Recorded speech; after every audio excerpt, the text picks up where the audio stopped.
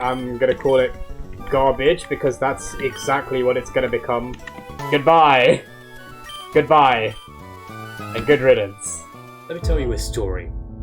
A tale of triumph and failure. Of terror and euphoria. Of comedy and tragedy. But most of all, hubris. Dear friends, welcome to my Nuzlocke. I'm Hideous, your local shadow demon, and I did what everyone else does because I'm unoriginal. But seriously, I decided to do an Emerald Nuzlocke for two main reasons.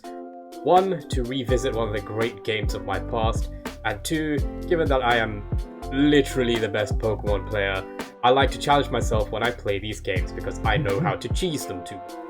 In case you don't know what a Nuzlocke is, there are three main rules. Number 1, you can only catch the first Pokemon you encounter on each route. Number 2, if a Pokemon faints, it is dead forever. And number 3, give a Pokemon nicknames and attach sentimental value to them. That last one isn't really a difficulty change, but it's in the spirit of the challenge. I added additional rules for myself because I needed more pain. Number 4, set mode must be on at all times. This alone makes the games a lot harder just because that switch advantage normally lets you get away with free switches with impunity to line up type advantages. Removing this feels a lot truer to form in terms of the competitive aspect as well. Number 5, you can't use bag items in battle. Held items are fine though.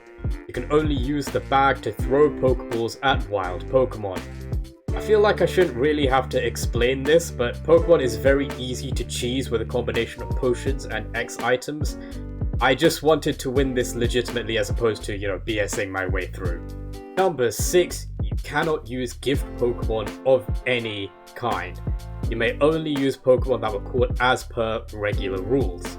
This is the important one, and it goes for everything from the Why Not Egg to our starter. I just wanted as little control as possible and greater difficulty, and this accomplishes both of those things. I also have a no dupes rule that will become more apparent as we play. So anyway, we start and we are immediately met by an important decision.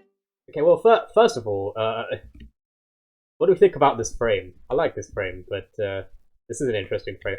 Funky frames, look at these. Oh, wow. The cutesy ooh Hello Kitty aesthetic, right? Kinda look like doilies.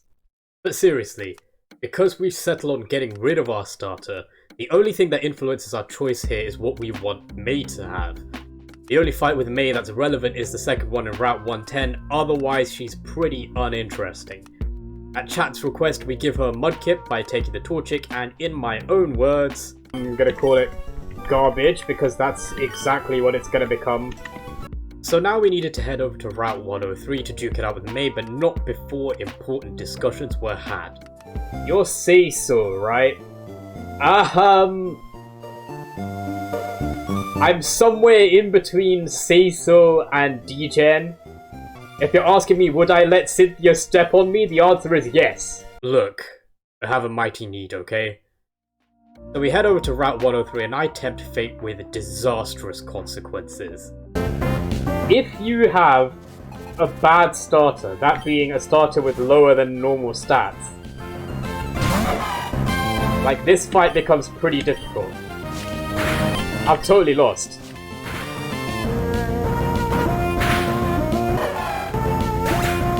So now I'm grinding before the Nuzlocke has even begun and generally just looking like a complete arse. I get my revenge on May, go down and let Birch give me his balls. And now the Nuzlocke rules begin proper. I head out to Route 101 and... Pooch time!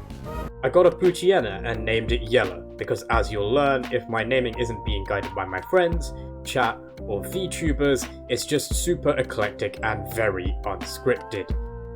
With our first Pokemon caught, it was at last time to do the deed. Sorry, Torch. Goodbye! Goodbye. And good riddance. Anyway, after a long segment to get Yellow up to speed, we headed out to Route 103 to get our second catch. I was hoping for a wink on an RNGesus actually decided to be nice to me for once. Nice! We got what we came for. We needed the Wingull, who would later be christened Subaru, because Roxanne can be very difficult to deal with without super effective special moves, which Wingull has in the form of Water Gun. Now, before we go on, I need to show something that happened in the stream that led to later insanity. I'd like to try the pain one.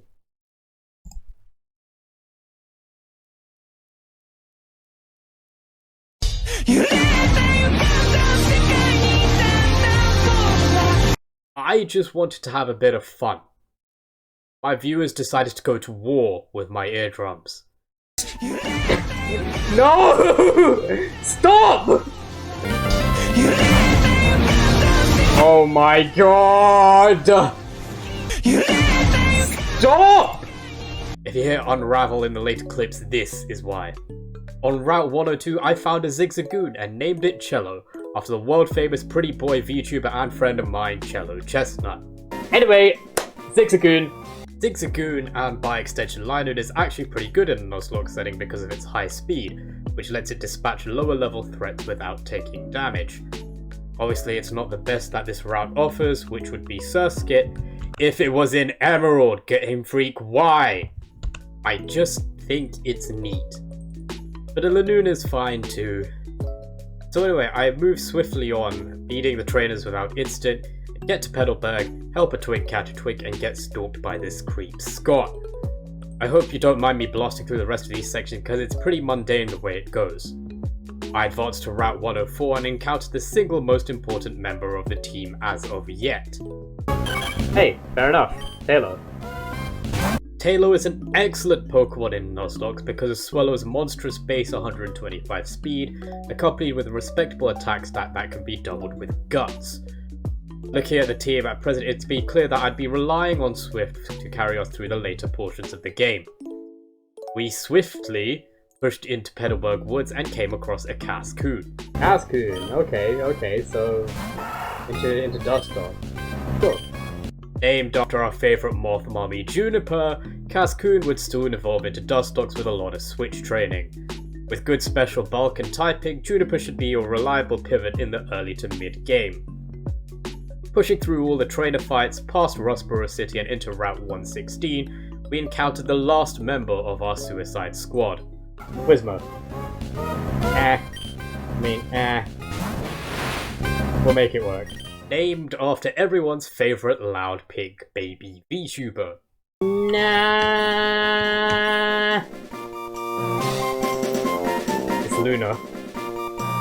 I didn't quite know what I was going to do with the Luna. The best thing I can say about Exploud is that it has a varied special move pool bolstered by TMs. With that last capture, my first stream ended, leaving me with the arduous task of grinding these poor children at the beginning of the next stream, ready to fight Roxanne.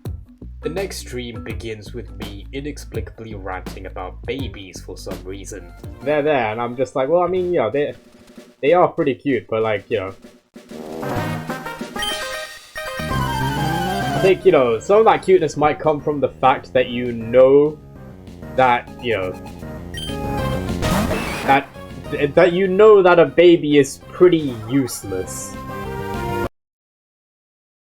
I mean, like, you know that the baby is dependent. The baby has needs that you need to provide it, right? It's not gonna do anything on its own, and you know when it's like, you can trust that when a baby is acting up, it's not doing that out of any malicious intent.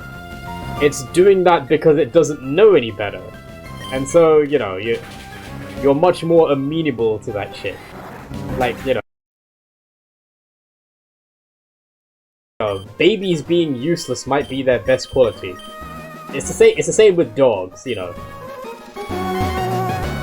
Your dog shits on your carpet, well, yeah, I mean, it's fine, it's a dog, you know.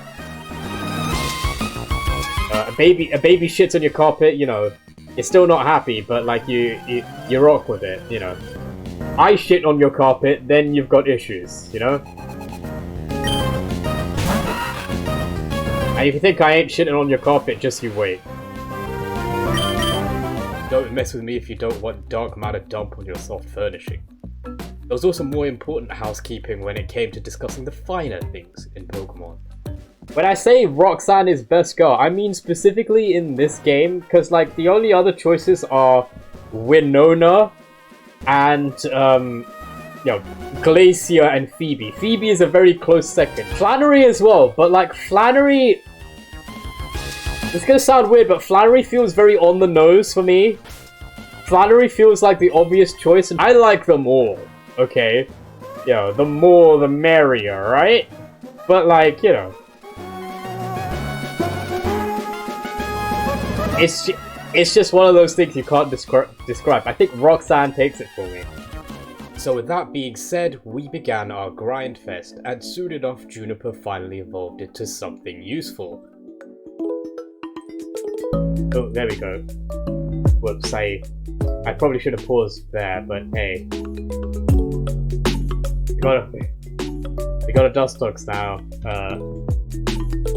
which feels a lot better. And everything was going swimmingly until this happened. Aaron on the... Oh!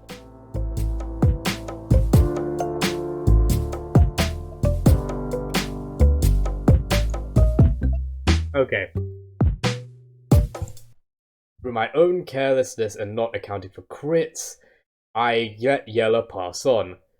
As later became tradition on this journey of ours, I conducted a small funeral in the old boy's honor. Here's to you, old chum. You only lasted 1.5 streams, but, you still hold a special place in my heart. As the beginning of this journey.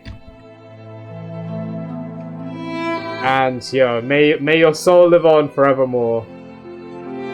As we move further onwards. Towards better things. For you did not deserve to die in the way you did. And I shall not let your death go in vain. Yes, despite being underwhelming in almost every regard, I was gonna miss the little shit. Mightyena is a perfectly adequate Pokemon, and given that Intimidate has been and will always be a busted ability, it's a shame I had to bury him like this, but I didn't have time to dwell. I still had 5 underleveled Pokemon and a busted gym lead to deal with. The grind continued, but not before I added to the growing pile of VTuber impressions. Shabba, shabba, shabba! There we go. Very well done. Before moving on to regular YouTubers. Oh, I do not have any PP. I have completed PP training. That's... Shout out AR Manga, by the way. After an entire hour and a half of sped up grinding, all our Pokemon were now level 16 and we were ready to challenge the gym. I did give myself hard level caps for this run, however I did try to refrain from over-leveling where possible. We cleared out the gym trainers without much incident, and so at last we were ready to deal with Roxanne. The Geodudes were the easy part. It was the nose pass where the true issues began. Being a fully evolved pure rock type, it tanked Subaru's water gun a lot better than expected and nearly wiped it out in a single rock tomb. Add Roxanne's potion spamming shenanigans and suddenly the fight had been turned on its head because I couldn't guarantee that I could take out the nose pass without losing Subaru, which I simply could not afford. In my desperation to soften nose pass up to the point where I could safely take it out with one of my other attackers, I switched in Cello hoping to growl it down to the point where it could do no harm, which was going fine until this happened. Oh crap! Oh no! I had completely forgotten that nose pass could do this and it was going to cost me dearly. After over 10 minutes of exchanging tail whip and harden and generally slapping each other with no aim, the inevitable crit happened, and we lost Cello. Knowing that I was once again faster, I sent out Subaru, and I'll let this moment speak out for itself. Oh no, I can't. Pray. Oh no. Yes! Get in, lucky miss. I deserve that. I deserve that. After all I've dealt with, I deserve that. Oh, boy.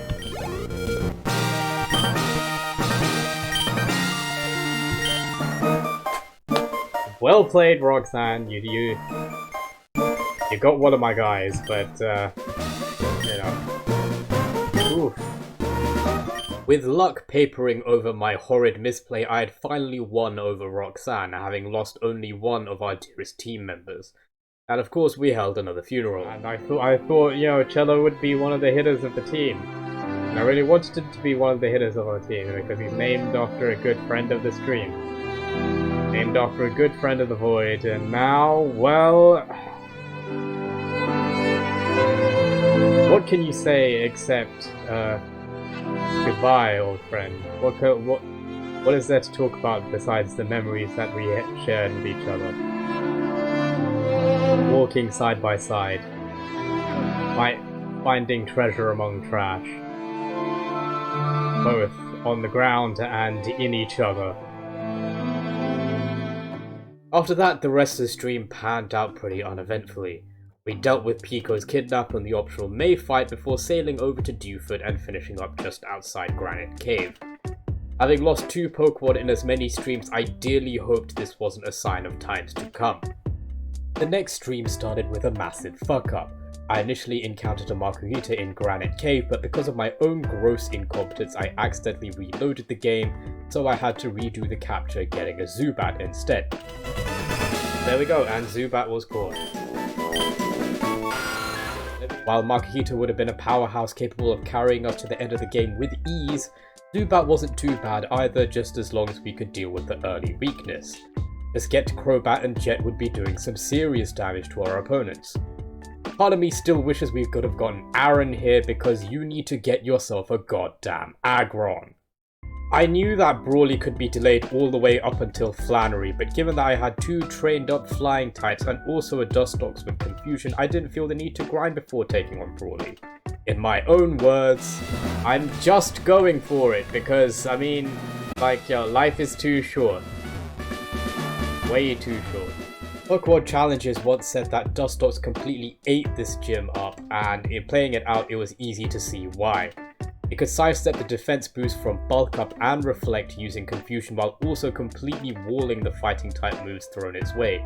All I had to do was sit and ride it out to victory. Okay, yep, we get the money.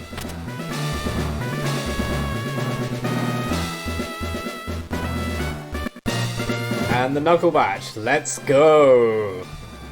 Finally glad that I won a major fight without losing any Pokemon, I went and delivered Steven's letter, sailed over to Slateport, delivered the Devon goods, dodged Twitch TOS, and advanced swiftly onto Route 110. The encounters were getting quite interesting, and it's here that I find Minun is not great, I'm not gonna lie. But we'll make it work. A Minun. Pekora would provide the special attacking power that the team so desperately needed at the moment, but would quickly fall off as the others evolved and the Pokemon we fight get stronger in general. Still, we had no choice and our favourite Nosagi was a fine addition anyway. After a few more filler trainer fights, I pack up the stream for the day, leaving myself with the arduous task of grinding our mons to get past the most difficult of obstacles, Route 110 May, aka Rival 2. Stream 4 opens onto a large grind segment where I realize some dangerous truths about my own character. You know, I realize all of my allusions to being in the shadows sound like extreme threats. Like, you know, stuff like, yo, be careful when you next open your closet and watch out where you walk at night. It's kinda yabai now that I think about it. Hey, Monsters Inc. wasn't that bad. No! We also got into the true nature of Pokemon itself. See, here's the thing. The way I like to think about it is that at its base level, Pokemon is an RNG game. From a little bit above the base to right near the top, it's a very in-depth game with a lot of strategy involved. Once you get to the top, it's a fucking RNG game again. So once we get up to level, we finally challenge May. We take out her Lombre without a sweat and her Slugma soon follows. When Marshtomp came out, I was at a loss as to what I should do. Relying on the tank of the team thus far, I sent in Juniper, who is able to set up Harden on Marshtomp while it's using Bide before confusing it, leading to massive damage with a few lucky confusion hits. When Juniper goes low, I switch in Luna, who deals absolutely horribly with Mudshot. However, at the time I was too busy fiddling with sound alerts, and because there is a massive gaping void where my brain should be, this happened. Oh wait, shit, what the fuck?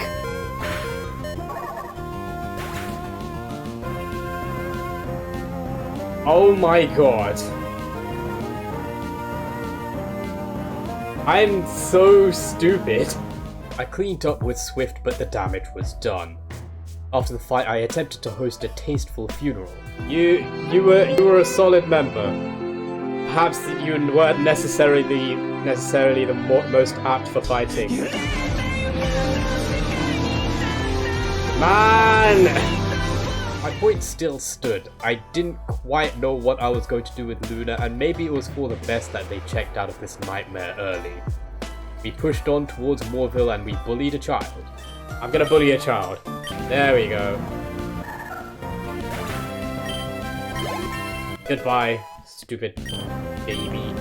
The rest of the stream devolved into us taking on the plethora of trainers now available to us, but not before an awkward phone call was made.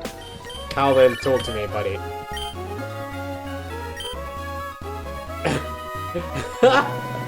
Ha! Nani? What is this? When I win battles, my shorts seem to feel like better. Materially. Bro, are you popping bonus when you win? What do I mean by... It's kind of hard to explain, but... How would I say this now? My shorts feel so... Oh, man. And I jizz in my pants. God, what is this? When I battled you, my shorts felt icky and cold. Yeah, ooh, ooh. Oh no, Calvin. No. Oh. It didn't really... Okay. Damn. I just got trolled. We also had a new route open, which meant a new capture, which was... Commence confinement in Gaul. Let's go. An oddish. Umbra represented multiple opportunities to us, literally, because it could become either Blossom or Vileplume. I decided that the dupe clause therefore didn't apply to Oddish until I had to. The stream otherwise meandered to a close as we got to Verdanturf Town, and thus is the state of play so far. Join me again next time to find out who lives, who dies, and just how we meme on the continuation of this Nuzlocke story. If you enjoyed, please feel free to leave a like and please do subscribe. And also you can follow me on Twitter and join my Discord as well, where we could continue to talk about these things and also plans for the future. This has been your local Shadow Demon Hideous Signs. Stay dark and take it easy. Take care, guys.